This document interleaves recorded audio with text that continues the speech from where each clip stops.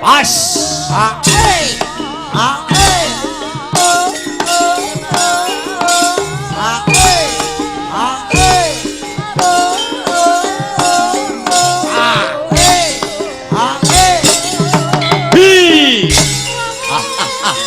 Nyadong dawuh paman. Pas.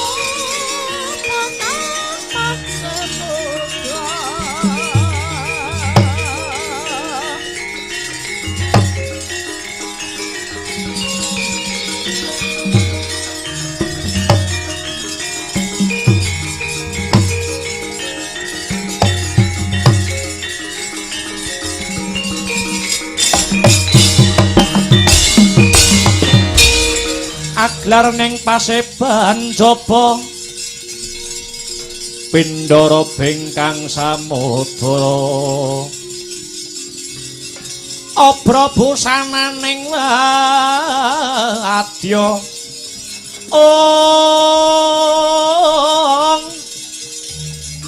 tetindhi ing prawira Ragyana Patih Sudira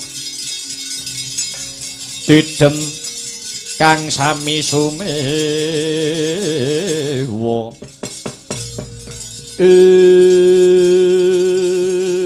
wut ladalah Paman Harya Sengkuning kang sampun medaling Jawi kula pun Harya Dursasana satriya Banjar Junut arsa nyadong warti kados pundi Paman kados pundi Paman Harya Sengkuni Sak sampunipun paduka Paman Patih Haryo Sengkuni kabareng rawuh wonten ing negari Ngamarta ingkang sarimbit kaliyan Nalendra Mandura Koko Prabu Baladewa anggenipun badhe ngampil wujudipun ampilan. Nuwun inggih menika jimat jamus Kalimasada minangka dados waluyanipun kahananipun negari Ngastina. Nuwun inggih kados pundi Paman? Kados pundi kabaring pasewakan kula Satriya Tirta tinalang pun karta marma sumadong dawuh. Kula pun surtayu nyadong dawuh. Iya para Kurawa aja padha saur manuk. Dina iki rungokno gatekno kang sarta nglakonana. Ing ngeri palungguhan iki ingkang mapan ana ing kedaton negara Ngastina. Aku kelawan arakamu utawa kakangmu Nalendra Mandura Prabu Baladewa wis kepara prapta lumarep ana ing negara Ngamarta saperlu bakal nyuwun ampilan jimat jamus Kalimasada minangka dadi seranane maluyane negara Ngastina kang nedeng ke Taman Pagebluk Mayangkara larang sandang lawan pangan. Rembukan durung rampung ana bapak anglayoni jujul Hanusuli ya kuwi tekane wong pidak pedaraan kiri munggah bali gedibal 17 wong loro saudon telu saurupan Petruk kantong bolong kelawan adine ya kuwi si Bagong. Perlune Petruk kelawan Bagong ora ana liya ya kuwi madha karep kelawan kekarepane wong-wong Ngastina. Petruk kelawan si Bagong bakal nyilih ya kuwi wujude jimat jamus Kalimasada. Kagem napa man? Kanggo gegayuhane bapakne Petruk lan bapakne Bagong ya kuwi Kyai Semar Badranaya. Anggone duweni gegayuhan bakale mbangun kahyangan. Kyai Semar badhe mbangun kahyangan ya pancen kaya mengkono Dur. Iki janjane ora tinemu ing akal. Ing atase Semar ki sapa ta? Semar ki wong kere. Semar ki wong melarat kok arepe mbangun kayangan nggawe sarana nyilih jimat jamus Kalimasada. Iki wis cetha ngeglo kang tanpa warana yen Semar Badranaya pancen jarak perkara karo wong-wong negara Ngastina. Rembukan durung rampung ing antaraning Petruk kantong bolong kelawan anak Prabu Puntadewa iki mau kakangmu Nalendra Mandura Prabu Baladewa duka sing dadi penggalihe. Abang Branang sing dadi pasuryane. Petruk diunek-unekke nganti entek amek kurang golek. Ning tinemune jebul Petruk maneni. Petruk maneni Sinuwun Mandura Prabu Baladewa. Mbah sapa sing ndekengi Petruk? Pun paman ya ora ngerti. Lajeng kersa paduka kados pundi paman? Iki mangkene ya, Dir. Cekak cukupe dina iki sing dadi pepalang ora ana liya kejaba mung Petruk kantong bolong awit wis wani madha karep anggone bakal nyilih pusaka Ngamarta kang aran jimat jamus Kalimasada. Mula dina iki Kurawa padha manunggala. Petruk luwih dhisik dirangket tangane srimpung sikile babaten gulune. Yen Petruk wis tumekaning pati, tak kira luwih gampang jimat jamus Kalimasada diregem dening para Kurawa.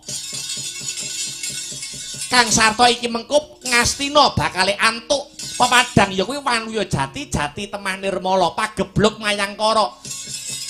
Kang anyandang ana ing negara Ngastina bakale enggal bisa rampung. Mekaten paman, ya pancen kaya mangkono. Muga-muga antuk pangasih saka Gusti Kang Maha Asih. Bambang Swatama kula wonten dawuh paman. Kaya adat saben ya kuluk. Pisan dandan kaping pindho mlumpuk kaping telu kabodholake. Surak siaga aja nganti ana kang kecicir. Janji ketemu Petruk kantong bolong rasah dadak kesuwen. Rangket dadekke bandan enggal rampungi sing dadi nyawane. Lho niki ngestaken dawuh. Awit ya mung Petruk sing dadi klilip tumrap negara Ngastina anggone bakal antuk tombok. Lho niki trawaca dawuh pangandika paduka Paman Patih Haryo Sengkuni kang putra pun Swatama arsa madhal pasilat. Ya aja kaya bocah cilik sing dadi lakumu swawama. Umreh kang bala lumares budaleng pro wadya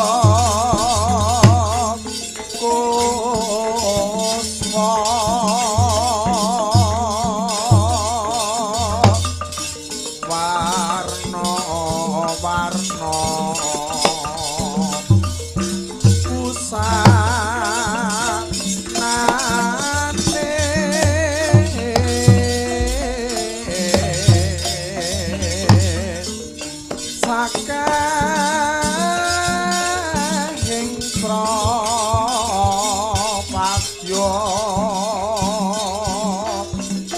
obro busana niro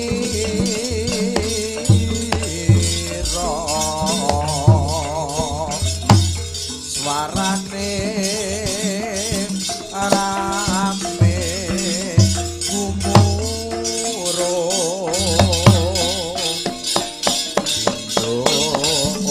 baik samudra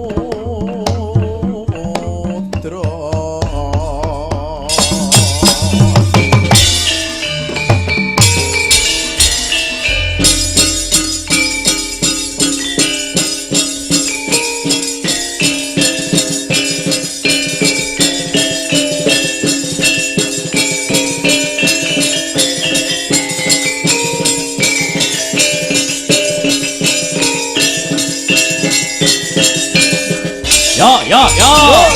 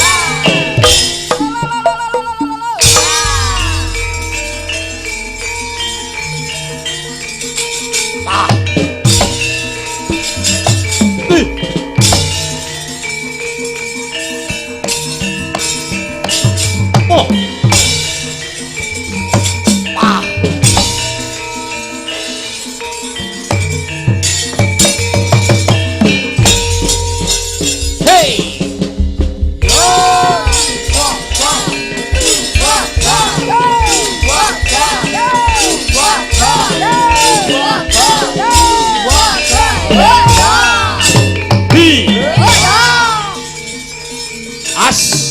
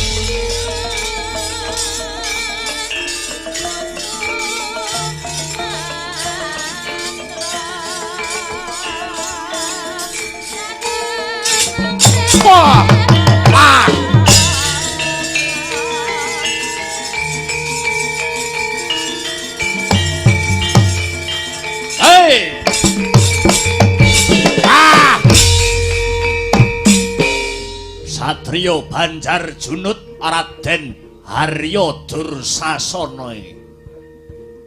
Hei, hei, Oh,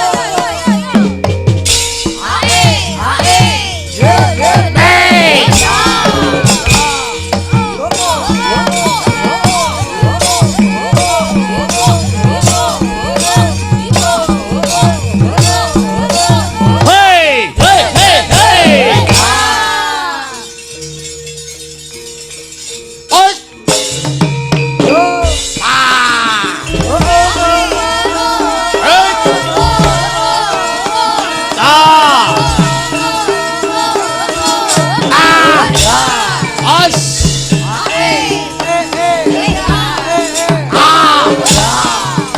As.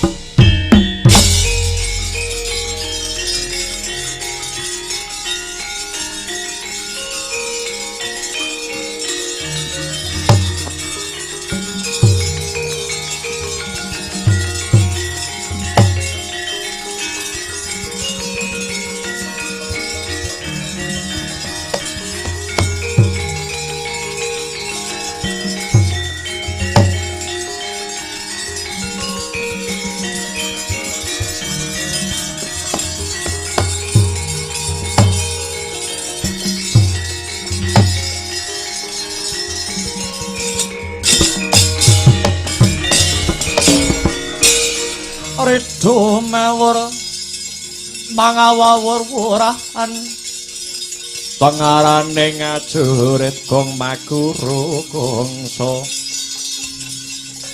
tata kaya butula para pandriting turangga hesti mimang dwaja kang kegiter ora kata ingkang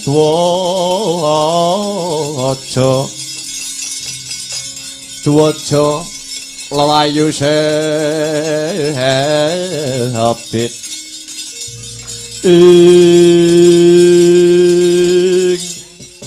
Kang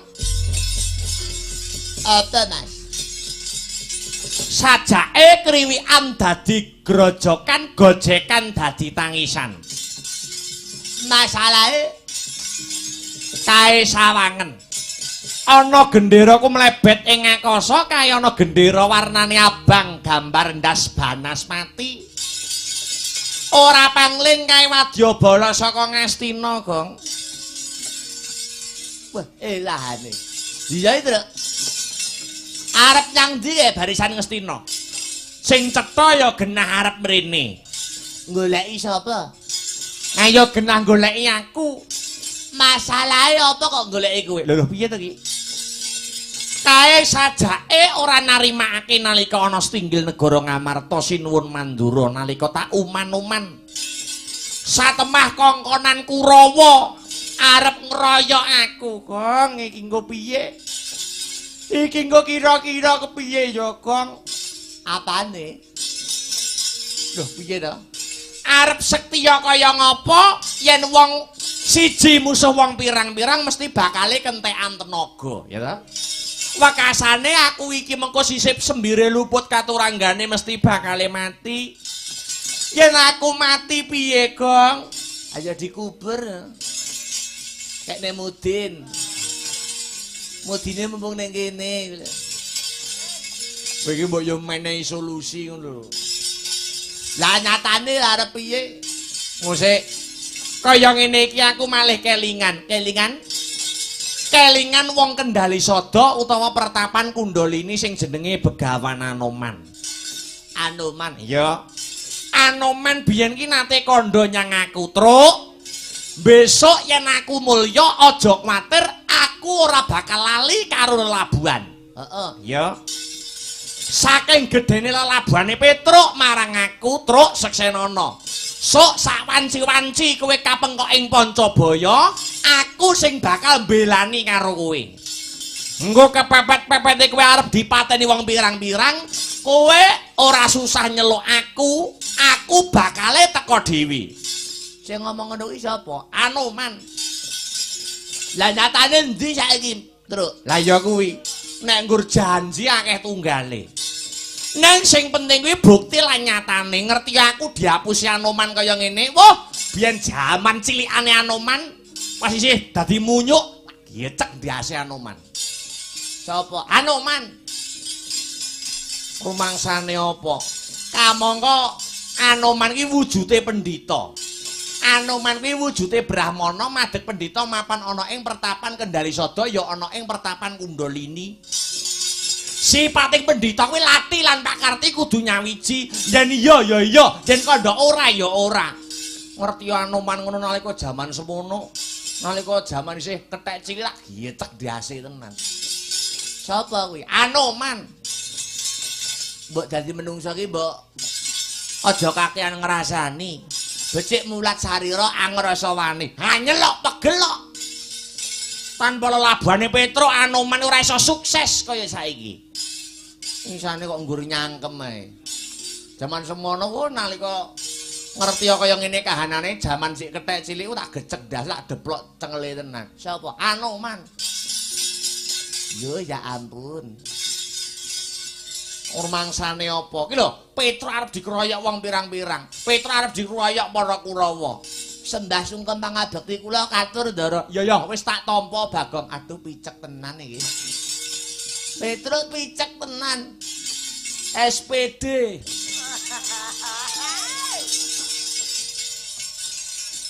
Gune iki lek dompete sapa? Ayo genah dompetku ceblokno. Lah. Weh, lah dalah.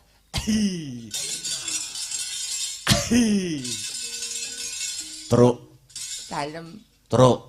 Wonten dawuh. Rene. Kowe yo ora ngomongi aku.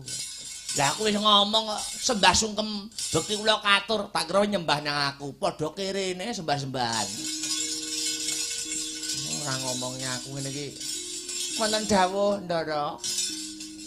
Wong model kaya kowe ngono kuwi besok nek mati sisip sembire luput katuranggane wong modelan kaya kowe iki nek sok nek mati bosok ora wurung cangkeme sik. Lho sebabe ngrasani karo aku. Kula mung nagih kali janji jenengan. Janjiku jaman biyen nggih napa paduka lepya napa paduka supe kali janjine Anoman jaman kepungkur nalika isih diopeni kali Petruk. Truk gandeng wis gedhe labanmu marang Anoman sok lamun Petruk kapeka ing Pancabaya arep dikeroyok wong pirang-pirang Anoman sing bakal bantu rasa nyeluk Anoman bakal teko dhewe. Kula kinten paduka mboten kula kinten paduka supe kalian janji paduka. Nyatane aku tekan rene. Aku krasa Petruk arep dikeroyok karo sangganing para Kurawa. Nggih, perkarane rebutan jimat Jamus Kalimasada. Sinuwun Mandura Prabu Baladewa badhe ngambil Jamus Kalimasada damel waluyane negari Ngastina. Kula nggih badhe ngambil jimat Jamus Kalimasada awit kula dikongkon kali Bapak Semar Badranaya. Minangka syarat sarana Bapak Semar anggenipun badhe mbangun kahyangan. Iya. Lamun Kyai Semar Badranaya duweni gegayuhan kang apik, duweni gegayuhan kang becik bakal mbangun kayangan, Anoman bakal jumangkah, Anoman bakal kumerembyah, Anoman ora mung mangku tangan. Lho lajeng Kurawa tak tandangane. Serius niki? Iya. Wah, matur nuwun, matur nuwun. Jenengan kok ya jek eling kali kula. Iya, tak ewangane. Ning kowe aja lunga saka papan kene. Nggih, mboten. Kula mboten lunga saking papan mriki. Nek perkarane kula kalih Prabu Baladewa. Jane sing bermasalah nggih kula kalih Prabu Baladewa. Ning kriwikan dadi grojokan, gojekan dadi tangisan. Baladewa ngetokke Kurawa sing semono akehe. Mangke menawi para Kurawa kasembatan paduka unduraken sinuwun Mandura Prabu Baladewa sing ngadepi Ben Petruk. Mangkono Petruk. Nggih, ya. Yen pancen mangkono sumene sawetara tandangane kaya ngapa tandang kridane para Kurawa Petruk. Nggih, matur nuwun Ndara. Anoman malumpat sampun prateng witing naga sari.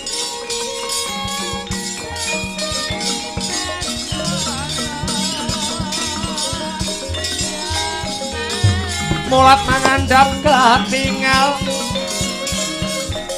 manodya nyukur waking gelung rusak or lan kesmo.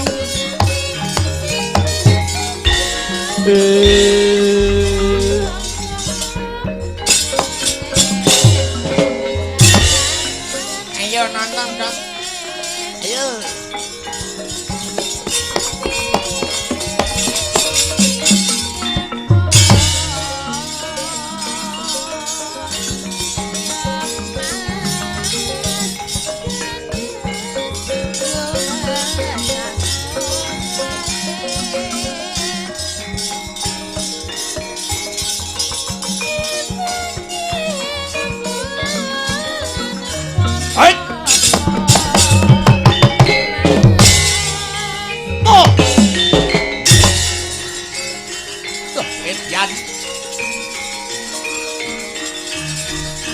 Awas!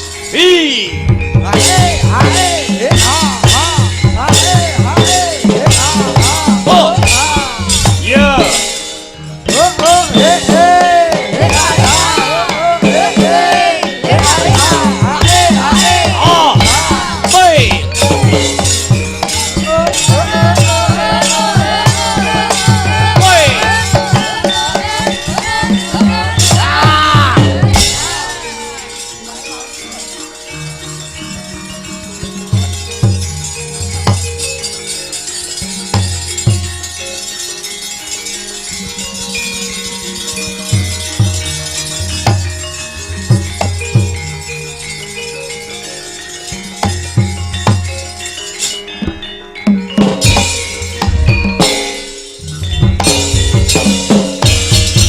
Handhetreng gayung gekono Ori sang Rama Ndaya Patyana yaksa gungcang prama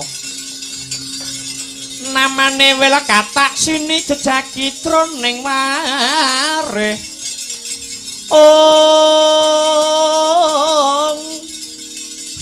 mbadha kolam tanpa tuwuk mina-mina drujaladri mila gugus saben ari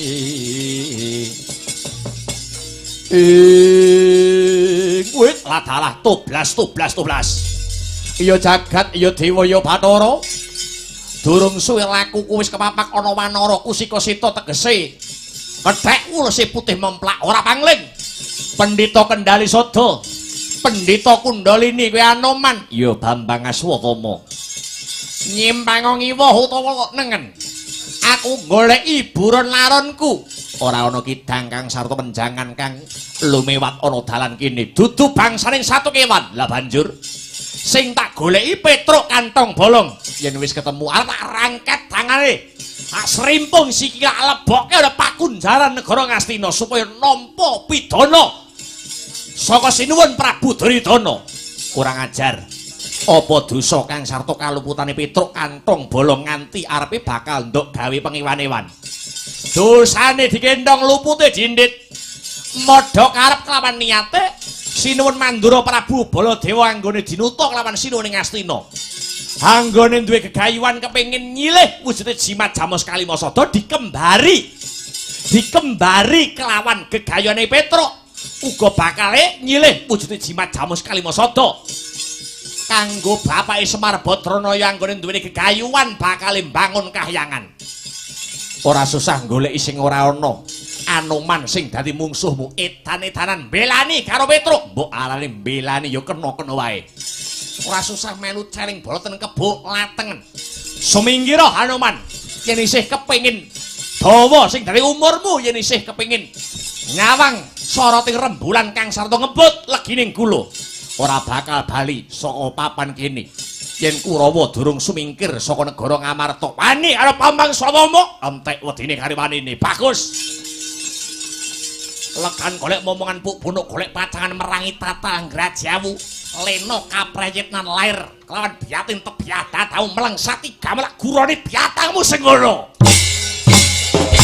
Oh, waya. Oi. Ika.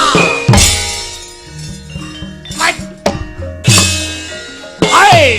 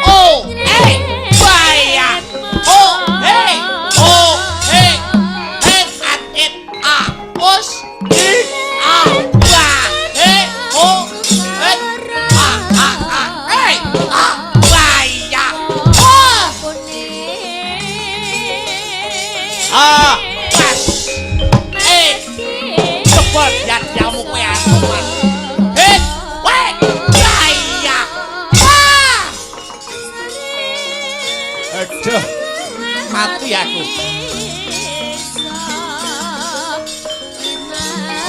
Oh, ah.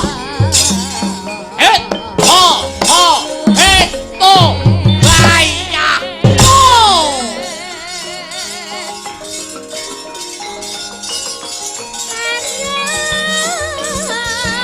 Oh.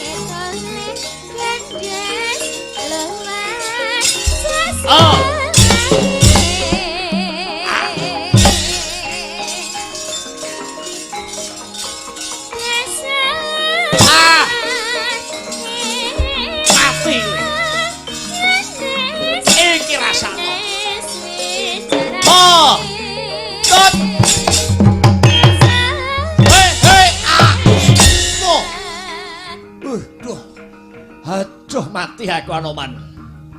Hi, oi. Oh, eh. Oh, loh. Ais. Oh. Waduh. Ai, hey, oh, hey, oh.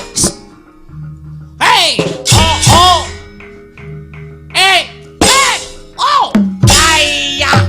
Hey, ayah.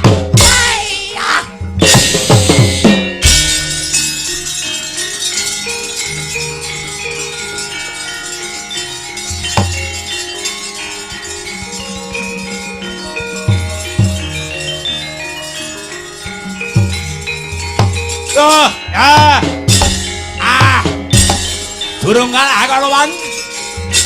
Hey.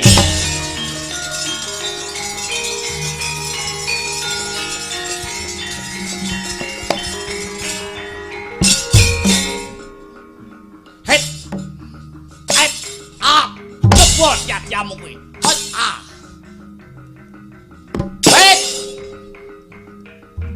Bahaya. Oi, was. Hey. Hey. Bahaya.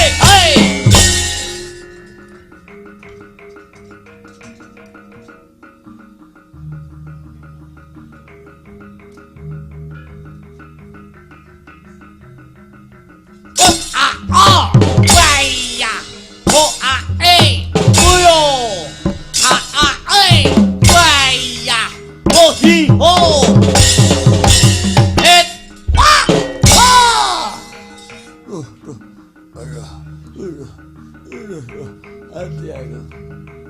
Ayo.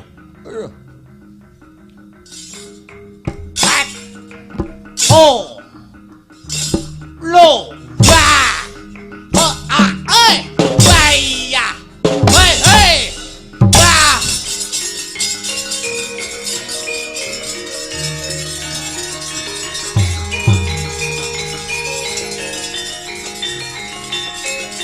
Yo. Hey.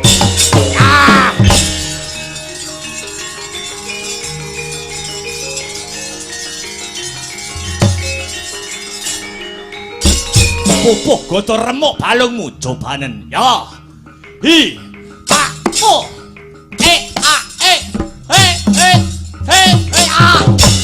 Raminggat bosok tenan kowe.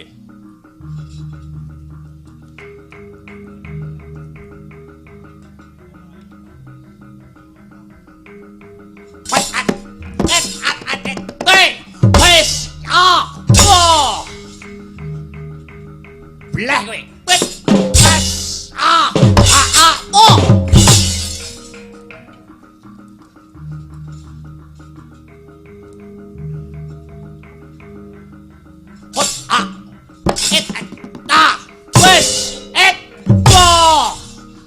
Trolong tumbak kowe.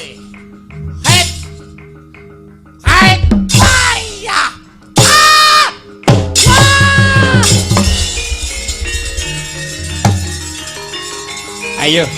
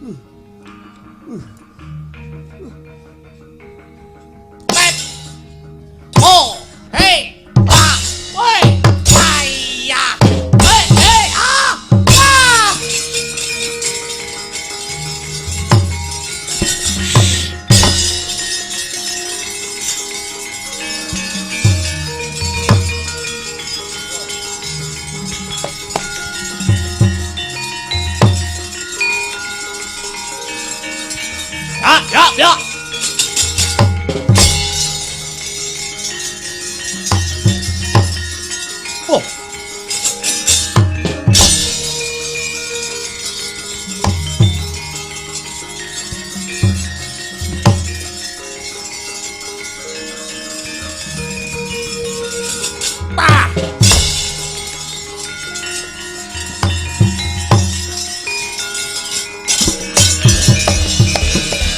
Sri Baladewa Narpati duwe Nareswara Kresna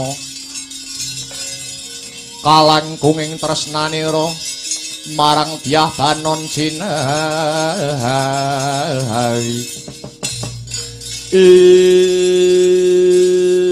sajake Petruk wis bosen ngemut legining kula jeleh nyawang soroting Basanta wani ngadhepi Nalendra Mandura Prabu Baladewa sing kula waneni dudu Prabu Baladewane ning sing kula waneni tumindak paduka ingkang suwenang-wenang ora nyawang wong pangkat apa wong melarat yen sing ngajeni sak padane urip Petruk ya bakal ngajeni ning yen sugiya njara langit karo wong cilik kok sewiyah-wiyah Petruk ora bakal mundur kowe ora wedi mati musuh tanding lawan Nalendra Mandura Prabu Baladewa lho mati uripe menungsa menika pinurba dening panguwasaning zat ingkang murwing zat siji mesti loro jodho telu wahyu papat derajat pangkat lima donya menika sampun kapurba dening Gusti ingkang Maha Nasa Petruk ora bakal wedi mati mergo bengi niki lakone dudu patine Petruk lho edan-edanan clometan tibane Kyai Nenggala jengkelang kuandau piak satelek Petruk kantung polok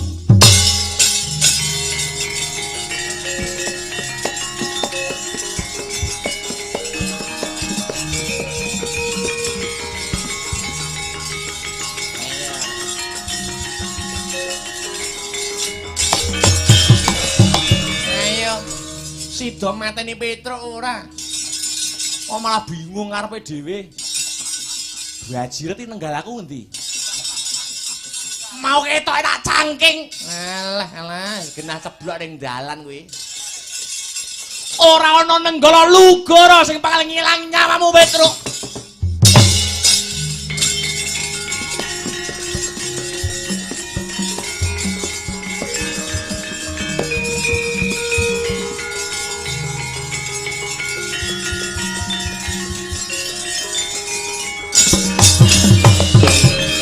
Iki arep mateni Petruk malah rebyek dhewe iki lho. Lugaraku ya ilang. Wah, iki jane sing nyolong sapa? Oh ya genah ilang, nenggalane ilang, lugarane ya ilang. Mbok kareti dadi siji kok. Wis genah kuwi ditolong anakmu Wisata gadhekke. Ketrawasan Baladewa kewirangan bangsat elek. Ayo.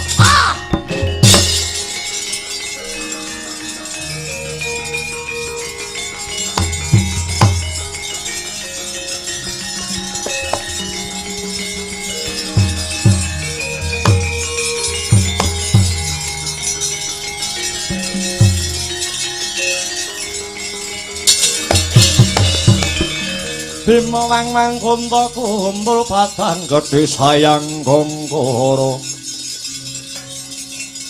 Kapaniro mupat habit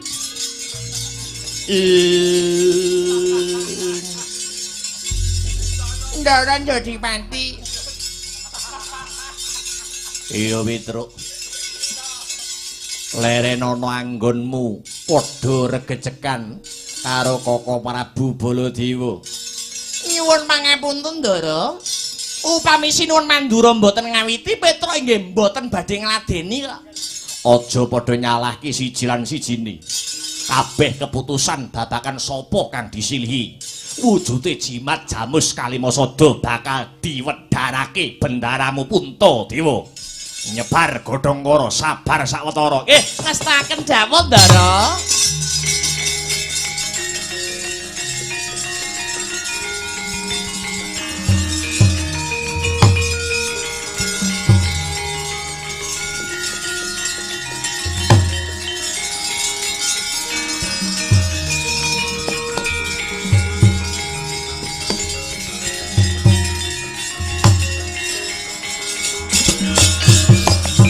Samar pamoring suksma sinukmaya winahya ing hasepi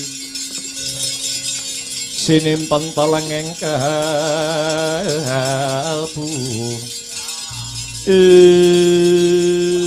Kados pundi cethanipun Ndara? Ndara sinuwun Prabu Puntadewa. Petruk sabubare panjenengan ingsun tapa brata maladihening mring Gusti ingkang Maha Wikan ana wangsit kang ndak tampa wangsit mau awujud pitukon utawa syarat. Maknanipun kados pundi lho sinuwun? Ora ngembungake kuwi lan Koko Prabu Baladewa. Sapa wae bakal ndak ambili wujude jimat jamus Kalimasada.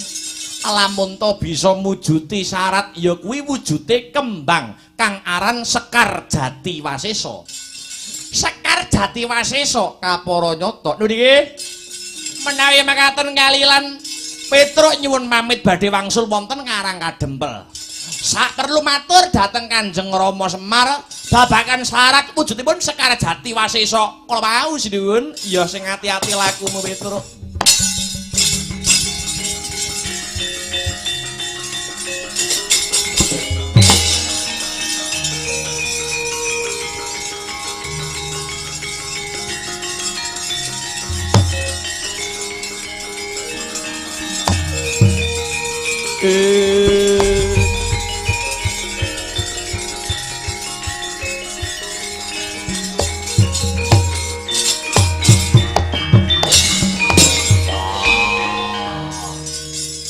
Selawase urip wiwit Jabang nganti Cerapang Werkudara durung nate krungu kembang kok jenenge Sekar Jati Wasesa. Nyatane wangsit kang tak tampa mangkono Yayi. Wis ayo enggal bali ana praja. Sapa wae kang bisa mujuti wujude Sekar Jati Wasesa muga bisa andayani katentreman tumrap negara Ngamarta sarta dadi pancatan timbuling Yayi Janaka kang sawetara suwe murca saka negara Ngamarta ngestokke dawuh marep kakangku.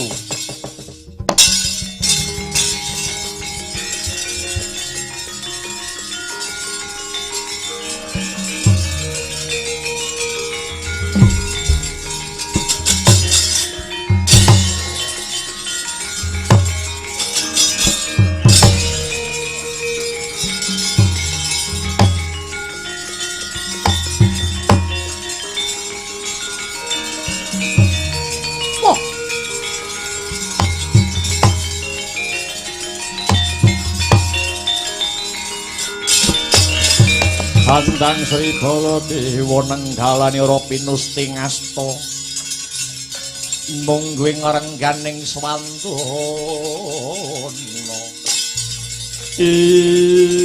kowe latalak ya jagat ya dewa ya Bathara musuh Petruk sida kewirangan Baladewa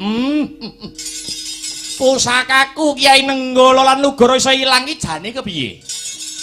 Iki ora ana sing bisa paring pitulung marang Baladewa kejaba adhiku Yayi Kresna ing negara Ndarawati. Kresna aku tulungana Kresna pusakaku Nenggala Nugara ilang Yayi.